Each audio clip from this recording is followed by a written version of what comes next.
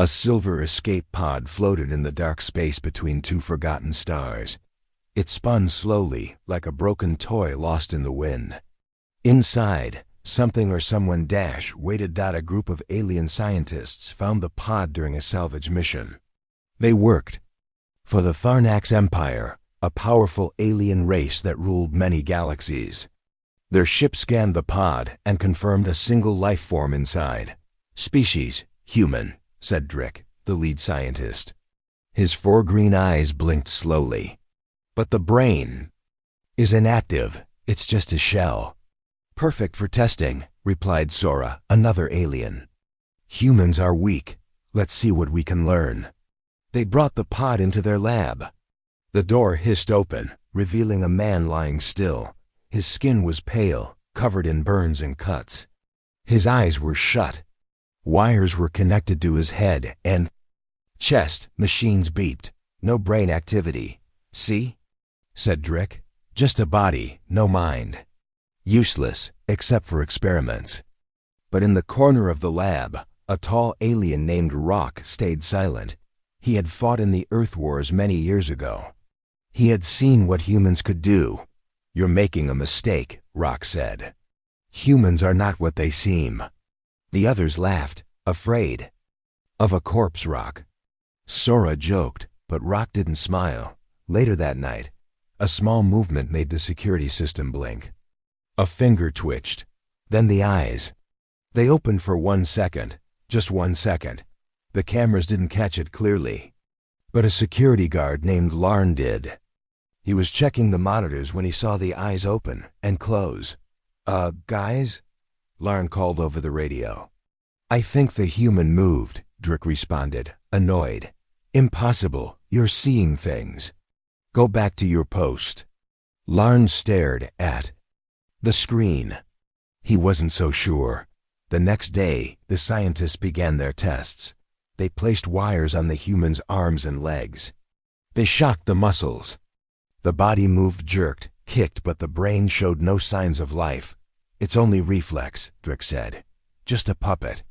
But the movement started becoming strange. When they shocked the left leg, the right arm moved instead. When they turned off the lights, the head turned toward them like it could see in the dark. Rock watched from behind the glass. This is wrong, he muttered. This is not how an empty shell behaves. Later, they tried to run memory simulations. They sent peaceful images into the human's mind fields, oceans, blue skies. At first, nothing happened. Then the images turned red, flashes of war, screams, bombs, soldiers running. Fire. Suddenly, the human's body began to shake. Its heartbeat doubled. Its fists clenched. And then, the eyes opened again. This time, they stayed open. The glass began to crack. Not from force, but from sound.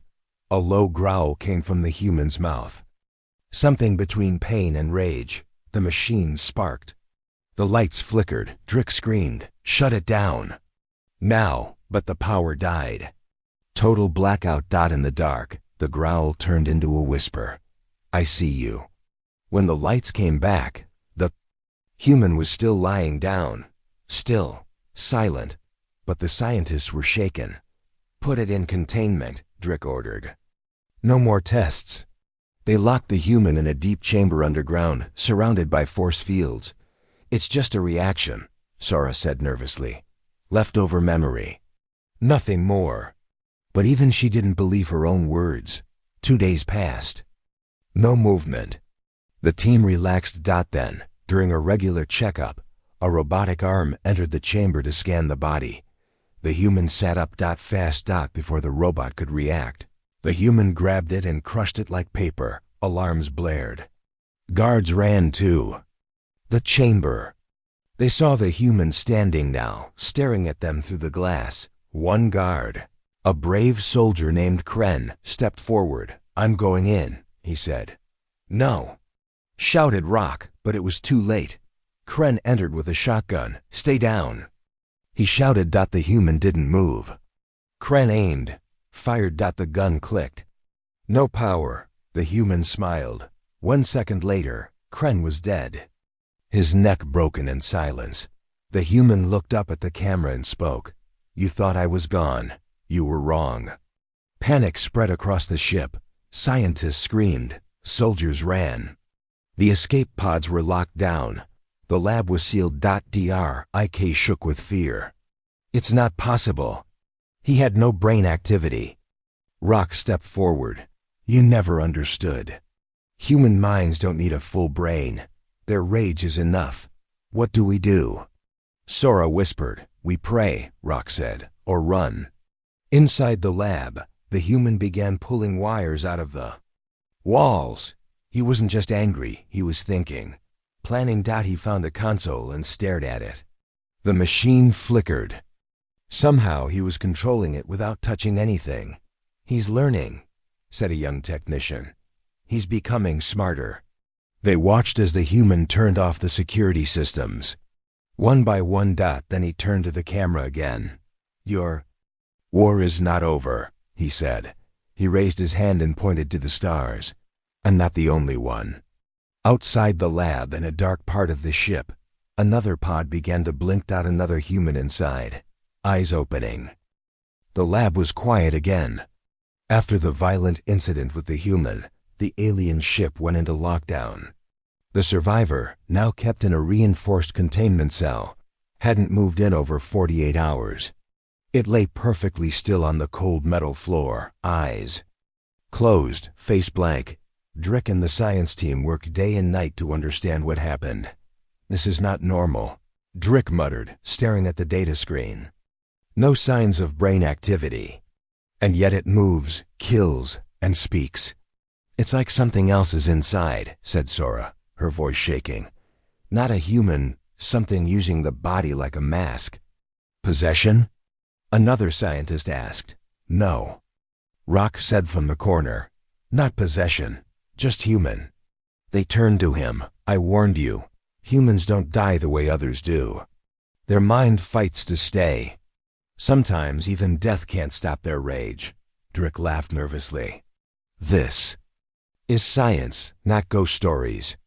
But Rock didn't smile. They installed more security cameras, tripled the guards. But still, strange things began to happen. At night, the cameras recorded flickers, short bursts of motion. The human, supposedly unconscious, would turn its head ever so slightly, or raise its hand for a second, then drop it again. When scientists played the footage back, many refused to believe it. The feed must be glitching, said Drik. It's corrupted. But Larn, the guard who had first seen the human's eyes open, wasn't so sure. He watched the video on repeat. It wasn't glitching. Body was moving on purpose. Whispers began that night. Larn was doing his usual rounds. Walking past the lab, he stopped to look at the human behind the thick glass. It hadn't moved all day. He stared at the still figure for a while, then turned to go. That's when he heard it. Larn, he froze. Larn, don't turn around. His heart stopped. The voice was soft, low, and broken. But it said his name. He turned slowly. The human hadn't moved, still lying flat, eyes closed. Who said that? Larn whispered. No reply. Just silence. He reported it, but no one believed him. They said it was stress. Too many hours near the corpse. But the next night, another guard heard it too. Let me out, the voice said. I remember you. The guard quit the next morning. Back in the lab, the machine started acting strange. Data disappeared. Monitors showed strange symbols, unknown to the Tharnax language. One screen just repeated a single phrase. I am not done. Drik screamed at the tech team. Fix the systems. This is sabotage. But no one could find the problem. The machines were working perfectly, but something was inside. Sora stayed late to run private tests. She placed a small translator device near the human's ear, hoping to read any brain signals. For 2 hours, nothing. Then, the translator beeped. One word. Fire. Sora leaned closer. The device beeped again. Mother. And then again. burned. Her hands trembled. "Can you hear me?" she whispered. Suddenly, the human's fingers moved, just a twitch. Then the eyes opened fast. Sora jumped back, screaming. The translator repeated, "She burned." They watched. I couldn't stop them. Guards rushed in and dragged her out. The ship's AI, named Core, began sending warnings. Subject is regaining control. Containment breach, 0.2% probability. Warning, internal interference detected. Then, one message in red. This is not a glitch. The crew grew restless. "We should jettison it into space," said one officer. "No," Drick snapped. "This body is worth too much. We'll shut it down fully." But Rock stood. "You'll never shut it down." "Not now, it remembers." That night, the lights dimmed again. The humans sat up in the dark cell. Cameras watched. Suddenly, they all turned off, static, then blacked out when they came back on. The human was lying down again, but something had changed. On the wall, written in dark red, maybe blood, were the words, "You are not safe." Larn quit that morning. 2 more guards refused to return to duty. Fear began to grow inside the ship like a sickness. Drick tried to stay in control, but even he was shaken. He sat alone in his office, watching hours of camera footage. He stopped at one scene. In the middle of the night, the human sat up and looked directly at the camera. Then it smiled, a cold, slow smile. Then it whispered something. Drick leaned in, trying to read the lips. 4 words, "I'm already in here." Sora called an emergency meeting. "This is spreading. The systems, the minds, the fear. It's not just the human anymore." "You think it's infecting us?" Drick asked. "I think it's becoming something more," she said. "Or we're becoming less." In the final days, more systems began to fail. One scientist collapsed, muttering about the fire. Another swore she saw her dead sister's face in the reflection of the lab glass. The ship became silent. No laughter, no jokes, just whispers. And the human? Still, watching, waiting. It didn't need to escape. It was already free in their minds, in their systems, in their nightmares. Then, one night, the whisper came again, not from the cell, but from every speaker on the ship. All at once. "You locked the body, but you left the door open. In your heads." The ship was changing. Not just in systems or lights, but in feeling. Every hallway felt colder. Every room felt smaller. Even the crew whispered less. Something unseen had taken root since the human woke. Drick sat in the main lab, reviewing. "A new plan. We need to scan the human's memories.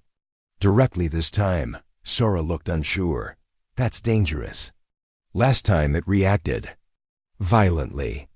"We'll do it carefully," Drick replied. "No war memories. Only peaceful ones." Rock stepped forward. "You don't understand humans. They are not built for peace. Peace only reminds them of what they lost." Drick ignored him. "Begin." Preparations. The chamber lights turned low as the machine powered on. Dozens of small wires connected from the ceiling to the human's temples and chest. The body didn't move. It looked asleep, calm, still. "Input starting," said the AI voice. First came a quiet scene, a memory of Earth. A green hill under a blue sky. Children laughing in a park. The sound of birds. For a moment, the human's breathing changed. Pulse increasing, Sora noted. Mild reaction. Then, a mother's voice played, soft, warm, familiar. The human's eyes twitched. "Keep going," Drick ordered. The scene shifted to a small house, a dinner table, a birthday cake. A child smiled. Then, screaming. The scene twisted. Fire exploded. Through the windows, shadows ran. The child was gone.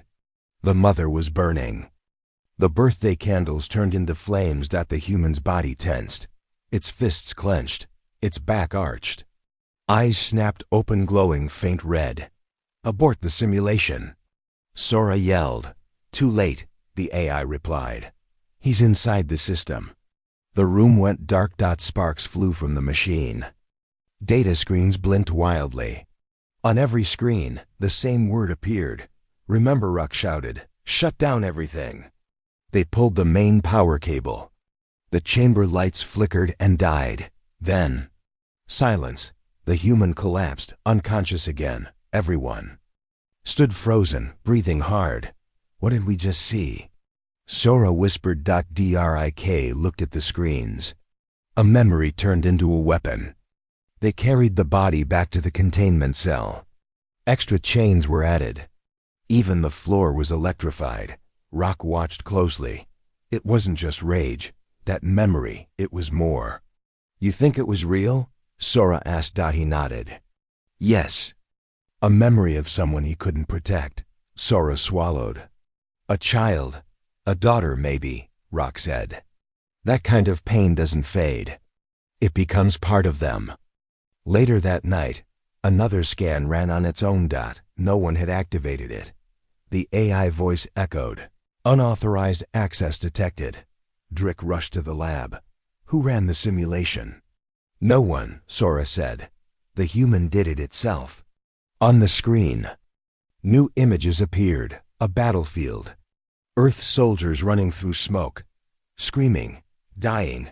The human stood among them, holding a broken flag. Then the scene shifted. He was alone, kneeling in the ruins of a city, holding something in his hands. Small shoe. The memory ended. Drik sat down, eyes wide. He's showing us who he is. Sora looked at him. Or who he was. Over the next few days, the human stayed still, but something had changed. Guards reported strange dreams, nightmares of fire, loss, screaming children. Even those who never saw the memory began to feel its pain. It's spreading, Rock said. The memory is now a virus. Drik shook his head. Memories don't spread. They do when they're human, Rock replied. Grief is their fuel, and he has more than enough. The crew grew paranoid. Sora tried talking to the human. 1-on-1. She sat outside the chamber, staring in. I saw your memory, she said softly. The child, was she yours? No response. She leaned closer to the speaker. I'm sorry. The human's fingers moved. Then a whisper came through the intercom. She was 5. Sora froze. You remember now? I never forgot, he said. You opened the door. Drik panicked. He's gaining control. We must erase the memories. No, Sora shouted. That's all he has left. If he remembers more, he'll become stronger. That memory is his strength, she argued. He's not a monster. He's a father, a soldier, a man who lost everything. Drik slammed the console. We're scientists, not therapists. But even he knew it was too late. The human was remembering more every day, and every memory made him harder to control. One night, all power failed. Every light shut down. The AI was silent. Emergency backup took 10 seconds to kick in. When it did, the human was gone. The chains were melted. The door, open. The guards, unconscious but alive. A message written on the wall in thick black ink read, Memory is not weakness. It's revenge. They searched the ship, but he was nowhere. Drik stared at the camera footage again and again. The last image, caught before blackout, was the human looking straight into the lens, eyes glowing with pain and purpose. Rock stood beside him. He's not just remembering, he's becoming. Drik asked, becoming what? Rock said, what you made him. Forget. Silence spread across the Tharnax research ship like fog. After the human vanished from the containment cell, no one slept. The crew walked carefully. Guards stayed armed. Every shadow felt deeper. Every sound made hearts jump. He's still. Here, Rock said. Standing in the command room. Drik was sweating. That's not possible. We've searched every floor. You're not searching right, Rock replied. He's not hiding in walls. He's hiding in fear. Drick frowned. That doesn't make sense. It does, said Sora, stepping in. We gave him pain. That pain became power. Now he moves in places we don't understand. Enough with riddles, Drick snapped. We'll flush him out, lock every level, set stun fields. Bring in the assault drones. But even as he spoke, the lights above him flickered, then dimmed. And the ship groaned, not like metal bending but like something alive, breathing. On the lower levels, 6 soldiers walked in formation. Sector 7 secure, one said into the comms. No movement detected. Another added dot, then one soldier heard something behind a closed vent. A soft tap-tap sound. He turned. Something's in there, the others laughed. Mouse? He bent to look closer.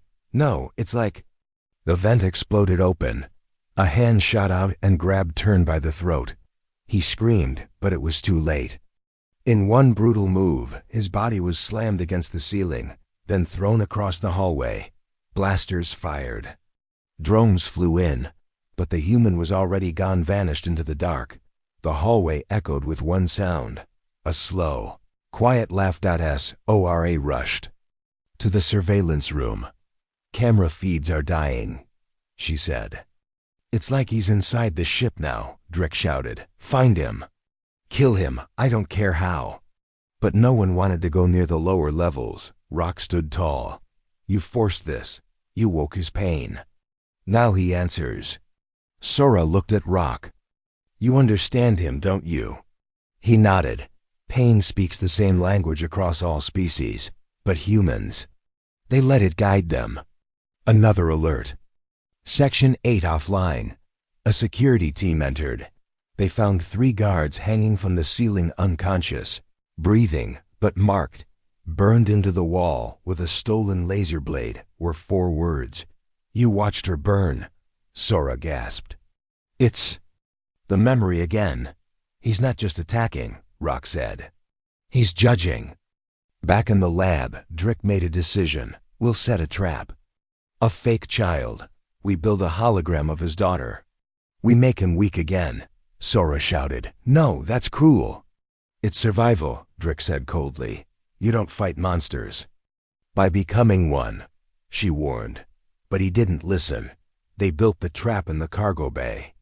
A life-sized image of a little girl, crying, reaching out.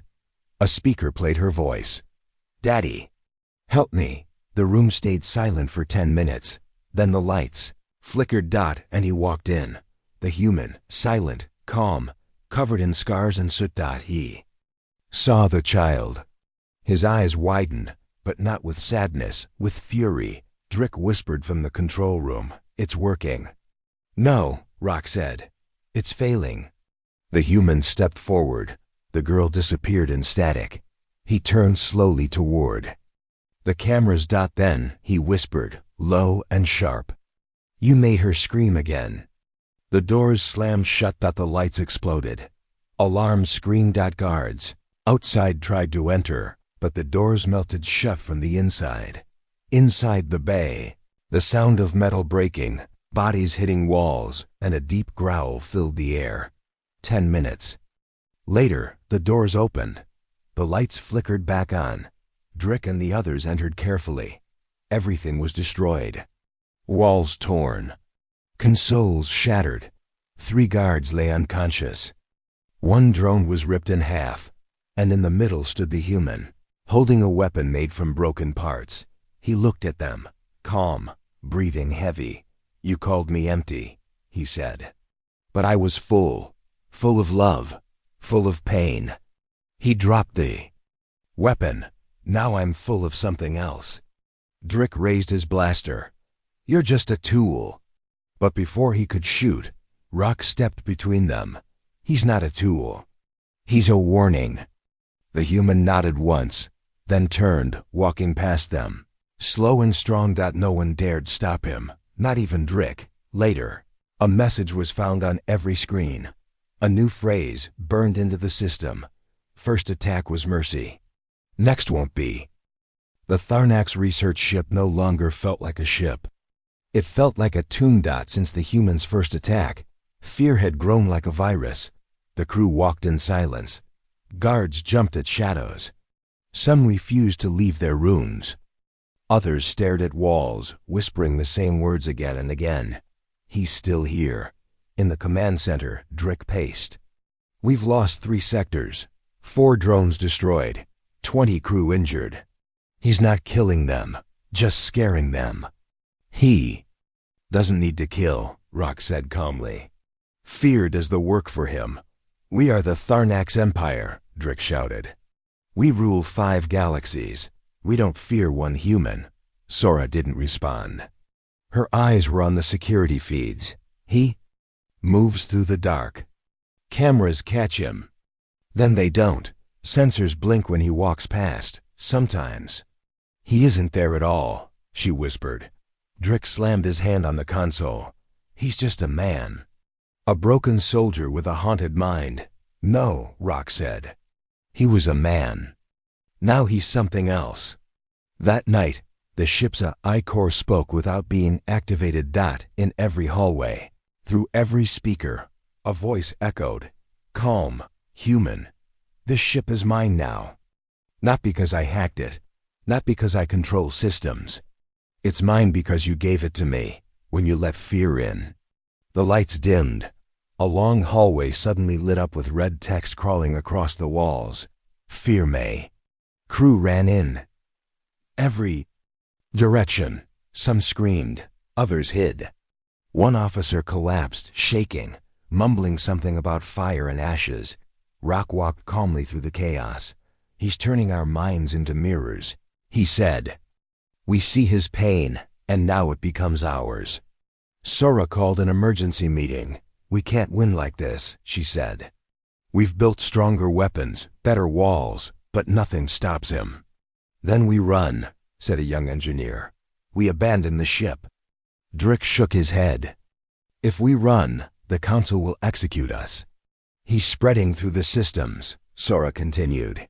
He can be anywhere. Doors, lights, machines. He could shut down life support. Or make it look like an accident. Drick's voice cracked. So what do you suggest? We surrender? Maybe, she said quietly. Maybe we give him what he wants. Rock turned.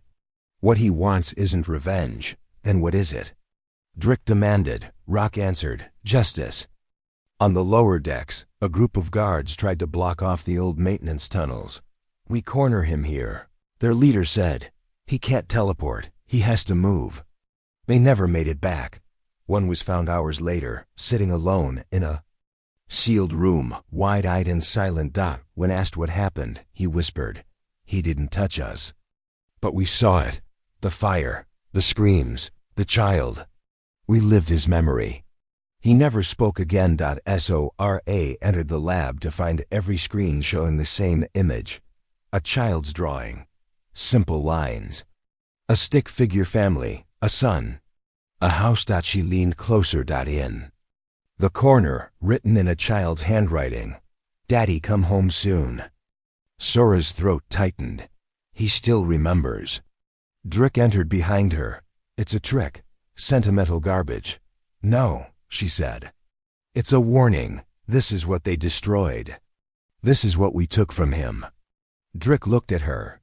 So what now? We send him a letter of apology? Sora turned. We give him what the Empire never gives anyone, truth. The next morning, the crew gathered in the main hall. No one spoke loudly. Faces were pale. Some were crying. Sora stepped forward and spoke through the ship's intercom. We called him a shell. We said he was empty. But he wasn't. He was full of love, of memory, of loss. The lights flickered. Then the intercom buzzed. The human's voice replied, I hear you. The silence after those words was louder than any alarm. Drick stood. Finally broken. What do you want from us? The answer came slowly. You broke me, then called me broken. You studied me like a thing, but I was a father. A soldier who saw his home burn. The room was quiet. Then in a soft voice he added, you can't undo what was done, but you can stop lying to yourselves. From that moment, the attack stopped. No more drones exploded. No guards were hurt, but no one relaxed because the fear hadn't left. It only changed. Now they feared not what he would do, but what they had done to him. They feared the day others like him might come, and most of all, they feared the truth. Rock stood in the observation deck, looking into the stars. He could have destroyed us, he said. But he didn't, Sora replied. He didn't need to, Rock said. He left something worse behind. What? Rock turned to her. Guilt. The ship drifted through deep space like a ghost, silent and lost. Systems flickered in and out. Alarms no longer screamed.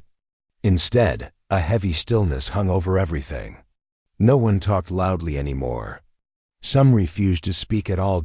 In the control center, Drick sat alone, staring at the main screen. His once proud voice was now low and tired. Have we become prisoners on our own ship? He asked softly. Ora entered behind him. No, we're just visitors. This ship belongs to someone else now. He looked at her, eyes full of questions and fear. Do you think he's still here? She didn't answer, because they both knew the truth. He was always there, somewhere in the walls. Or maybe just inside their minds.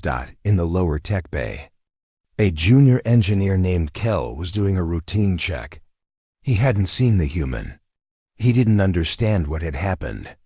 He just wanted to do his job and stay out of trouble.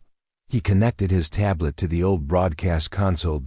As the system booted up, the screen flashed. Then it showed a message. Transmission ready. Kel frowned. Transmission to who? The screen blinked again. Earth signal found. His hand hovered over the cancel button, but then a sound came from the speakers. A low, deep hum. Slowly rising. It was music. Strange, powerful, human music. A war anthem. Heavy drums. Electric noise. A voice raw and angry shouting lyrics in English. Kel stepped back. What is this? The console lights turned red. Then the human's voice came over the system, clear and cold. You thought I was alone. Alarms blared throughout the ship. The bridge lit up with red warnings. Sora ran in. We have an outgoing signal. Drick stared at the data. Where is it going? To every listening station in the galaxy, she replied. Military bases, pirate fleets, even the Council's core tower. What's in the signal? Drick asked. Rock answered from the back of the room. A message. They turned to him. He stepped forward, his voice calm. I told you this wasn't over. He wasn't just fighting for himself. He was sending a warning. Drick's voice cracked. What did he say? Rock looked at the screen. He said, I'm not the only one. In a deep bunker on a distant planet, a technician watched the message come through. The music hit first strange, angry, defiant. Then the image. A human standing alone in fire and ash. Eyes glowing, silent. Behind him. Shadows of more. Dozens. Hundreds, some broken, some scarred. All silent.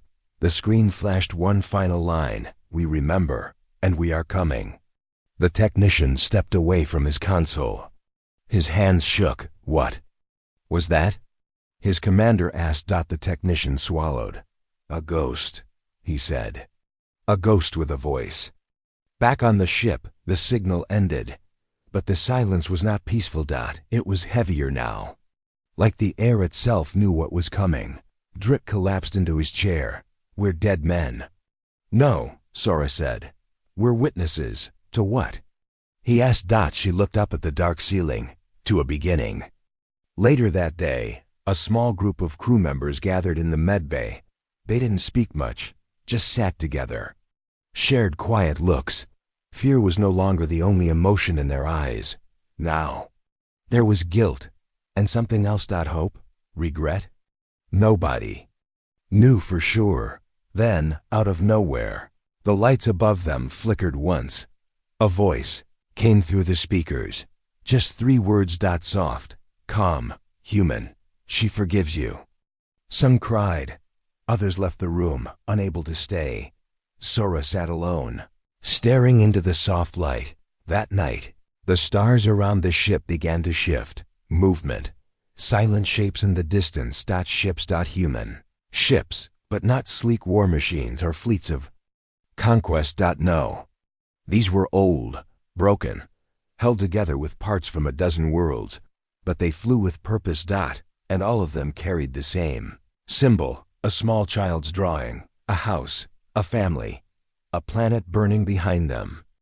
The planet below them was quiet, too quiet. The vast city stretched across the surface, lights twinkling like stars. But something was wrong. Why is there no response? Sora asked, staring at the communication panel. Drick's hands clenched. The armrests. All contact lost. No signals from the planet. Rock shook his head. They locked it down. Full lockdown. They don't want us to know what's inside. Lockdown? Sora repeated, voice tense. Why would they do that? Because they know what's coming, Rock said softly. They know what we've unleashed. The ship's command ordered a full scan. Sensors pinged across the city. But no movement was detected. No signs of life, the tech officer reported. Check again, Drick commanded. Something has to be there. Suddenly, the ship shook violently. Alarms screamed. The ship's eye announced. Unidentified fleet. Approaching. Weapons locked. Hostiles? Sora asked. Human ships, the commander replied. But not friendly. Rock stared at the viewscreen. They're coming, he said. Dozens of old warships appeared from behind the planet's moon. They were battered, scarred, and slow, but they flew with a deadly determination. We're outnumbered. The commander said, shields at maximum, Drick glared. We need to negotiate. No, Rock said. These are survivors, fighters. They want justice. Sora's voice trembled. Or revenge. Down on the planet, the city streets were empty. Lights flickered on and off. But in the shadows, figures moved quietly. People who remembered. People who suffered. They carried weapons made from scrap. Faces hardened by loss. A young woman whispered. They took everything. Now it's our turn. Back on the ship, the human's voice came over the intercom. Stop hiding. Drick's face turned pale. Who is this? He demanded. The reply was calm. I am the warning. Suddenly, the ship's systems began to fail. Locked. Lights died. Voices whispered in every language. The message was clear. You cannot run from your past. The crew tried to restore control, but every attempt failed. The ship was, trapped, locked down by memories and revenge. Sora turned to Rock. What do we do now? He looked at the darkening viewscreen. We face them. Outside, the survivor fleet. Closed in, they were not just ships. They were the last hope of a forgotten people. Their war was not over, and the planet below held the final secret.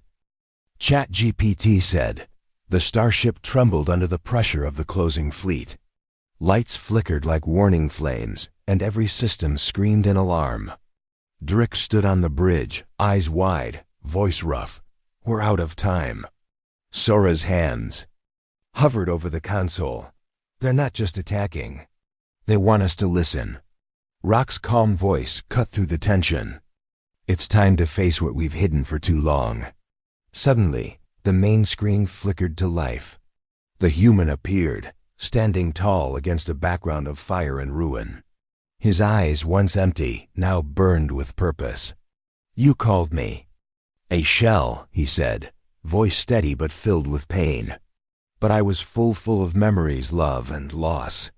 Drick clenched his fists. Why bring this war here? Why make us pay? The human's gaze softened. Because you must remember. You must understand what you took. A silence settled. Then the ship's intercom whispered, it's not too late. Outside, the battered fleet held its position. Not with guns raised, but with open hands. Survivors, refugees, fathers, and mothers carrying the scars of a burned planet. Sora stepped forward, We can still stop this. If we choose to see humanity again, Drick nodded slowly. We will listen. The human's voice filled the ship once more. Remember the fire, the screams, the love. Let it not be the end, but the beginning. Lights brightened. Systems hummed with new energy. The lockdown lifted.